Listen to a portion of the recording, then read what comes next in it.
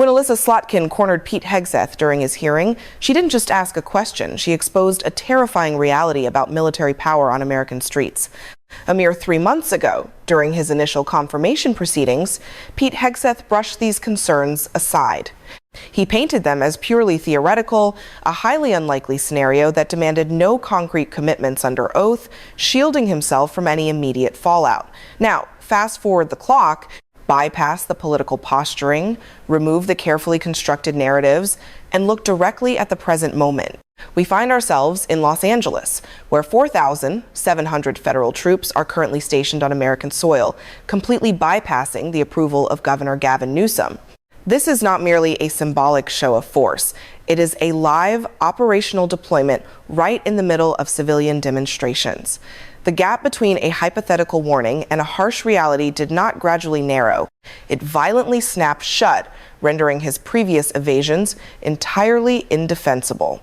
The office is the same, the authority remains absolute, but the landscape has drastically altered, meaning the inquiry he previously dodged is now an absolute necessity. It loomed large inside the Senate Armed Services Committee, demanding a resolution. The friction in that room was not a slow burn, it was palpable from the start, forged by relentless, bipartisan efforts to extract a straightforward response, only to be met with constant deflection. This established a behavioral loop far too consistent to be deemed accidental. Whenever a lawmaker inquired about the legal boundaries of his authority, the replies cleverly pivoted toward the mission's underlying purpose. The conversation shifted seamlessly from what the armed forces are legally permitted to execute to the philosophical reasons behind their presence, effectively mutating a strict legal boundary into a vague policy lecture that left the core issue completely untouched. Inquiries regarding the detainment of citizens magically transformed into monologues about backing up local law enforcement. Questions concerning the civil liberties of Americans morphed into talking points about immigration operations. Consequently, the sharper and more precise the questions grew, the more cloudy and evasive the responses became. This was not a product of accidental confusion. It was a deliberate, calculated methodology.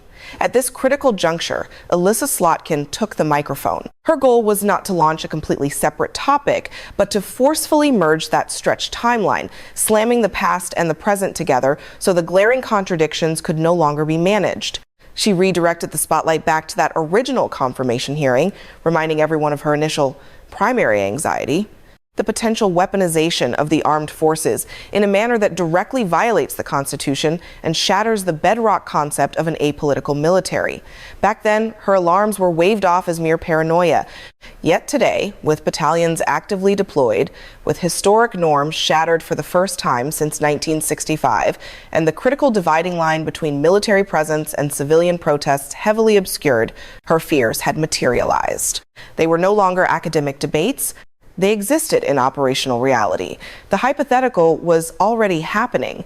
Therefore, she distilled the entire chaotic debate down to a singular razor-sharp focus. She eliminated the background chatter, the political spin, and the endless deflections, leaving only one inescapable inquiry on the table, a question so tightly constructed that it defied any attempt at reinterpretation. Did you authorize the uniformed military to detain or arrest protesters in Los Angeles? She was not asking about their overarching mission, nor their philosophical intent, but their raw, legal authority. A simple yes or no.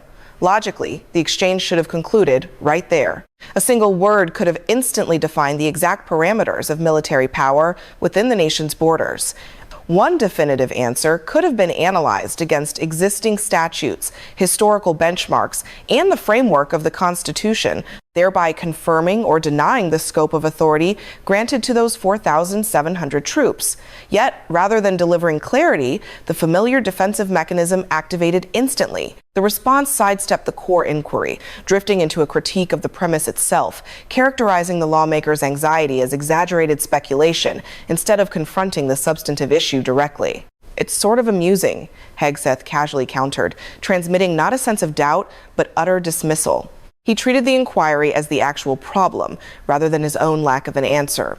In that precise second, the committee hearing transformed. It was no longer an examination of policy details. It evolved into a stress test to see whether a direct question regarding constitutional limits could still extract a direct answer. The chamber did not lose control. It collectively lost patience. This nuanced difference is crucial because the subsequent events were characterized not by chaos, but by cyclical repetition. The exact same conversational dance repeated itself, featuring varied voices and differing tones, yet yielding the identical, hollow outcome. Lawmakers across the political spectrum relentlessly narrowed their questions, yet they remained entirely incapable of forcing him to establish a definitive boundary. Attempting a different angle, another member tried to strip the conversation back to its legal core. They pressed again, asking explicitly if the military possessed the authority, not the operational objective, but the codified authority to detain or arrest American citizens on domestic soil. This is an issue that should exist entirely inside the limits defined by law, offering no room for creative interpretation. Predictably, the answer drifted once more, abandoning the legal framework in favor of an operational narrative. It relied heavily on phrases like protecting law enforcement and supporting operations, ballooning outward until the fundamental point dissolved under the sheer weight of explanation. It was the exact same maneuver, merely dressed in different wording. Understanding this legal architecture is paramount because the United States does not leave these powers undefined. The boundaries are explicitly codified by the Posse Comitatus Act, a crucial piece of legislation forged specifically to block the military from acting as a domestic police force, guaranteeing that federal troops do not exercise routine law enforcement authority against civilians. There is an exception, the Insurrection Act. However, even this extreme measure carries expectations shaped over decades, demanding justification tied to catastrophic societal collapse, not an indefinite deployment during civil demonstrations, shrouded in unclear operational limits. Furthermore, tracing the historical record reveals that whenever this profound power is invoked, coordinating with state leadership has remained the standard protocol, ensuring federal dominance does not operate in total isolation from local governance. That delicate structure held firm for 60 years, right up until this exact moment. Now, 4,700 troops are stationed in Los Angeles without the consent of Gavin Newsom. This is no longer a theoretical exercise or a contingency plan. It is an active presence intersecting directly with civilian protests, forcing military authority and civilian rights to occupy the exact same physical space. Within that overlap lies immense danger. We have moved past abstract policy debates and entered the realm of real-time interaction, where critical choices are not calmly made in hearings, but executed on streets, under extreme duress, in the blink of an eye, by individuals following orders that have not been clearly defined in public. Crucially, when instructions lack clarity at the very top, they do not miraculously crystallize as they cascade down the chain of command. Instead, they fragment. They become highly dependent on individual interpretation, shifting violently based on the immediate circumstance. Ambiguity doesn't stay neatly contained, it travels. Consequently, the philosophical question transforms into a practical crisis. It lands at the street level, where the law ceases to be a static document and becomes an intense physical encounter between a uniform and a civilian, a clash between perceived authority and total uncertainty, blurring the lines between what is legally allowed and what is dangerously assumed. A protester standing toe-to-toe with a military blockade is not analyzing statutes, referencing legal precedent, or parsing the technical differences between temporary detention and formal arrest. They are reacting viscerally to the sheer presence, the intimidating posture, and the looming possibility of physical force. That underlying threat alters the entire dynamic. Once the rules of engagement become unclear, every single action carries the massive weight of the worst-case interpretation, overriding any intended nuance. The immediate, terrifying thoughts become, can they stop me? Can they take me? This highlights why his fragmented concession was so damaging. When Hegseth acknowledged that troops could, under vaguely defined scenarios, temporarily detain individuals before handing them over to federal authorities, he did not resolve the question. He vastly complicated it. He confirmed that this immense authority exists in some capacity, while simultaneously refusing to define its scope, its strict limitations, or its trigger conditions. That is not clarity. That is a state of controlled exposure. The moment physical detainment is admitted as a possibility, the next series of questions becomes automatic, unavoidable, and incredibly urgent. The dialogue shifts from theoretical existence to terrifying application. Who authorizes it in real time? What exactly qualifies as self-defense? And how do these split-second determinations align with the constitutional protections explicitly designed to prevent military overreach in domestic settings? None of those pivotal questions received a structured answer. None of those vital boundaries were defined. In the absence of these guardrails, the distinction between logistical support and active law enforcement begins to totally collapse. This collapse is not theoretical. It is an operational hazard unfolding in real time. It is carried forward not by political statements in a hearing room, but by fast-paced decisions made on the ground, where a lack of defined limits does not generate neutrality. It generates immense risk. This danger threatens not only the citizens facing the blockades, but also the service members executing the directives, forcing them to constantly interpret an authority that was never fully articulated. Within an institutional system entirely built upon rigorously defined powers, undefined authority is not merely a gap, it is a catastrophic failure point.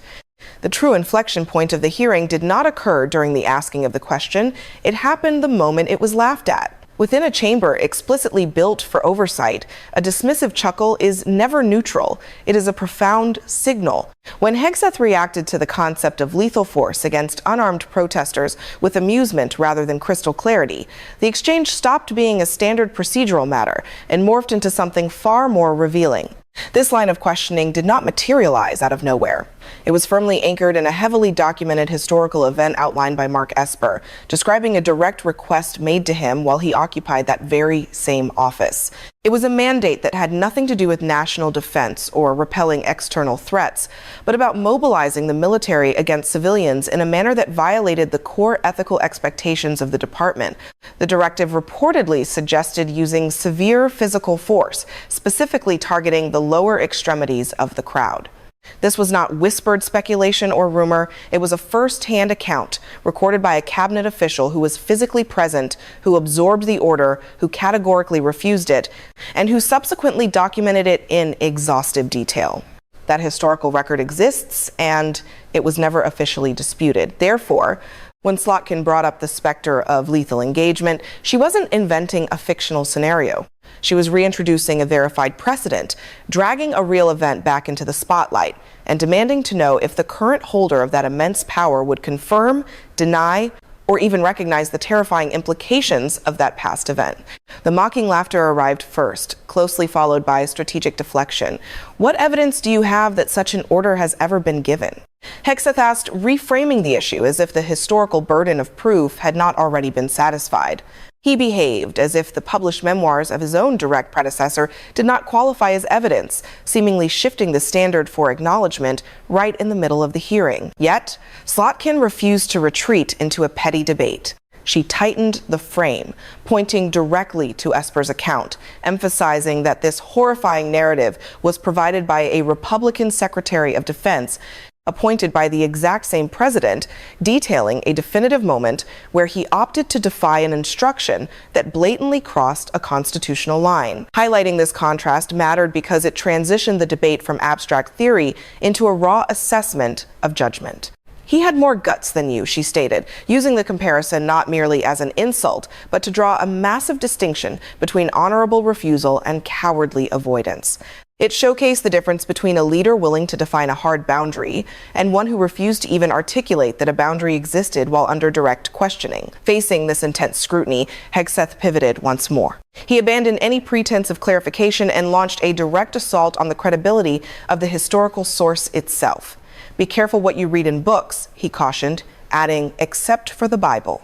Such a sweeping declaration does significantly more than brush off one man's memoir. It maliciously redefines the rules of evidence within the halls of government.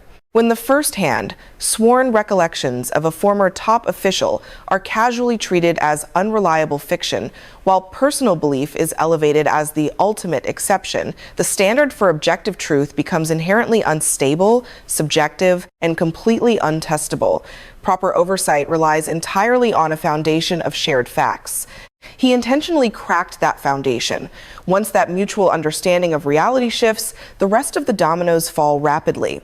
If a highly publicized, documented precedent can simply be waved away, then addressing the terrifying possibility of its recurrence no longer requires genuine engagement. It can be permanently dodged, minimized, or reframed until the public completely loses interest. However, the timeline does not pause. It continuously moves forward. We progress from a verified historical demand to deploy force against citizens to the current secretary's blatant refusal to clearly deny that such authority exists today, culminating in his aggressive dismissal of the record, proving the request was already made once before. This sequence of events is not merely a rhetorical progression, it exposes a terrifying structural reality. It transcends a single frustrating exchange and strikes at the heart of what the governing apparatus is actually willing to recognize as real. It reveals what the system is prepared to engage with and what it deliberately chooses to sweep into the shadows when the implications become far too direct to comfortably address. When the nation's top defense official, sitting under oath in a formal setting designed for strict oversight, absolutely declines to clearly reject the use of lethal force against peaceful demonstrators, neither confirming nor denying, but merely dancing entirely around the topic, that void of an answer does not remain harmlessly empty. It rapidly fills itself, not with comforting certainty, but with immense risk. By the time the hearing pushed toward its final exchanges, the core threat was no longer camouflaged by legal phrasing or diluted by political gymnastics. It had surfaced fully exposed. This exposure came not from a sudden confession, but through a glaring absence, through the rapid accumulation of rudimentary questions that should have been simple, met with answers that never arrived in any verifiable or trustworthy form. Slotkin did not waste time circling back. She escalated the stakes. Recognizing that the operational authority would remain undefined, that physical force was not being explicitly limited, and that past transgressions were being erased rather than addressed, the only logical maneuver was to expand upon the catastrophic consequences. She pivoted the conversation toward Iran, not as a random change of subject, but as a direct continuation of the exact same behavioral pattern. She bypassed inquiries regarding tactical strikes or military capabilities, focusing intensely on the aftermath. The critical phase where theoretical policy slams into harsh reality and decisions calcify into long-term outcomes that can never be undone.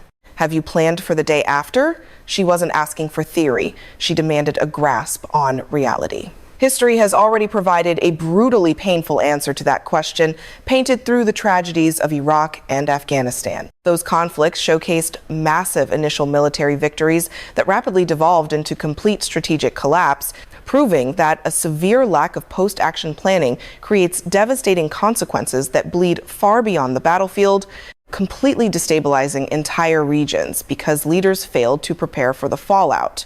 Therefore, her interrogation was not aggressively hostile, it was an absolute necessity.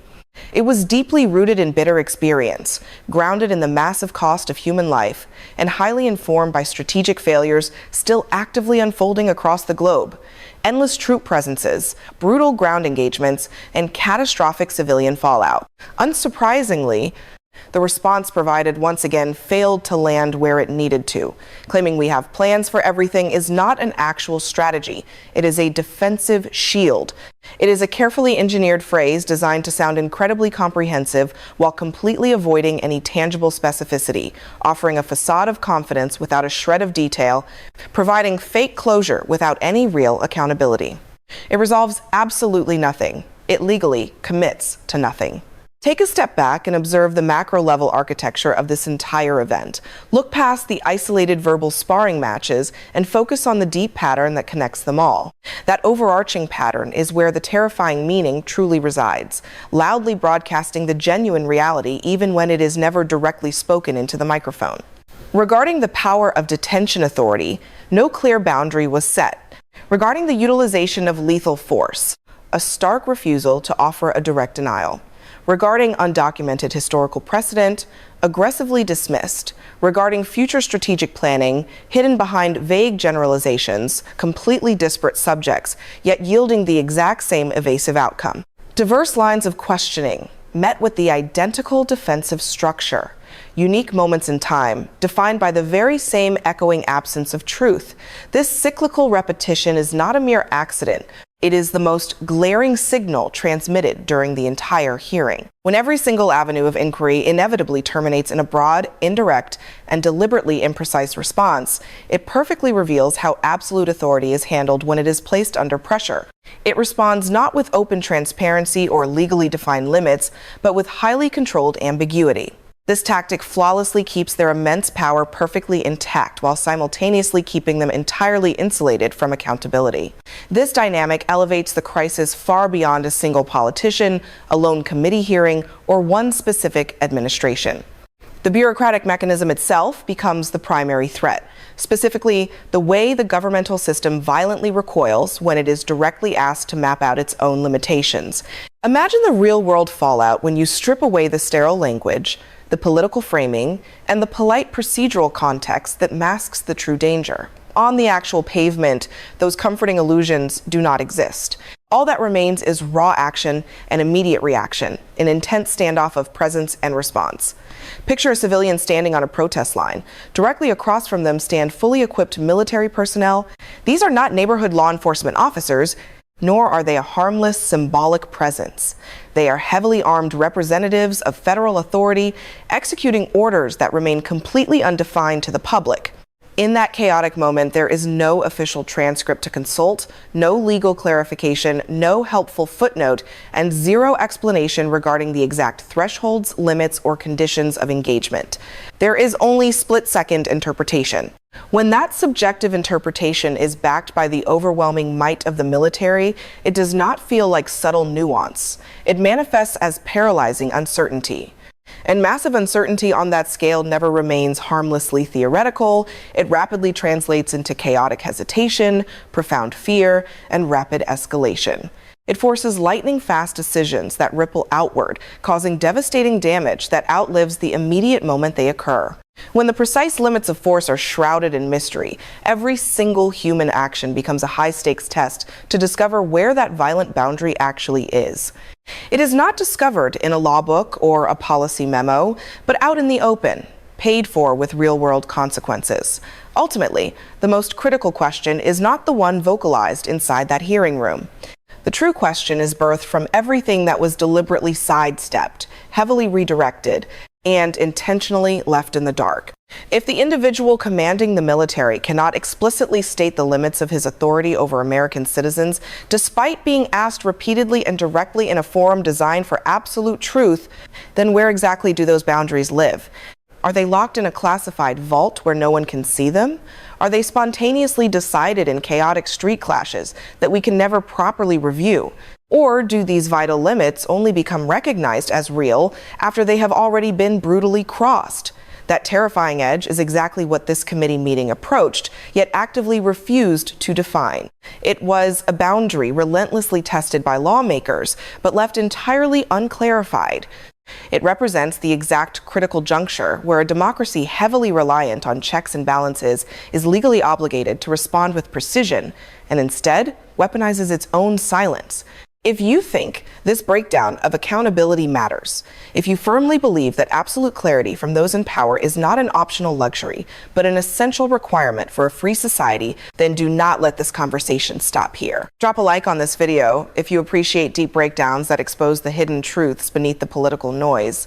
Leave a comment detailing what you believe that chilling silence truly revealed. Share this analysis with anyone who still naively assumes our oversight systems are functioning the way they should, and hit that subscribe button. Because the next time this terrifying scenario unfolds, extracting the truth certainly won't be any easier.